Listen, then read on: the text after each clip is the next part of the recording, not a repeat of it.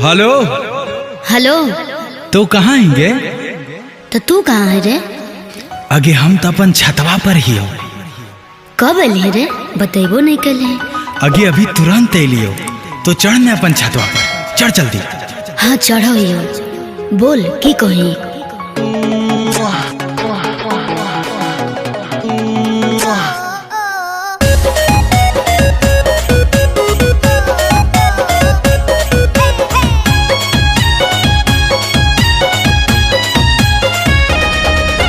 अखिया से अखिया मिलते रही है छौड़ी गे। अच्छा सुन, अखिया से अखिया मिलते रही है छौड़ी गे। छतवा पर से हाथवा हिलते रही है छौड़ी गे। छतवा पर से हाथवा हिलते रही है छौड़ी गे। अरे बाप रे। मैसेज लिख के भेजते रहबो भले हर समय रे। मैसेज लिख के भेजते रहबो भले हर समय रे। हाथवा हिलाइबे तो शौक करतै मैया रे।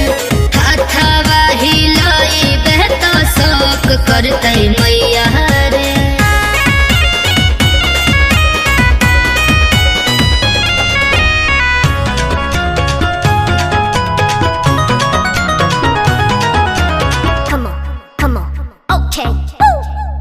करे नहीं बहाना, ज्यादा बोले नहीं इंग्लिश गे। करबो इशारा तो दिह फ्लाइंग किस गे। पता नहीं कब के कर हमारा पे पहरतै नजर। जदी करहो मेरे सारा जइबो नीचुआ बुता। लव वाला पनिया पिलैते रही है छौड़ी गे। कैसे? छतवा पर से हाथवा हिलैते रही है छौड़ी गे। छतवा पर से हाथवा हिलैते रही है छौड़ी गे। गे मार खेने का।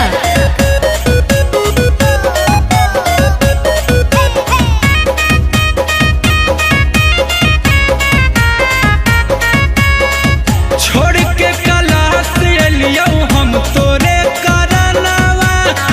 आज भर रहबै, भोरे चल जइबै पटनवा।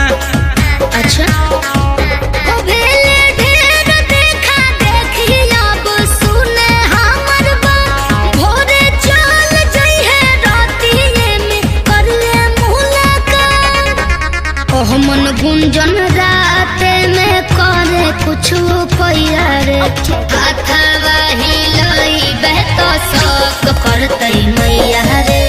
हाथवा हिलाइबे तो शौक करतै मैया रे।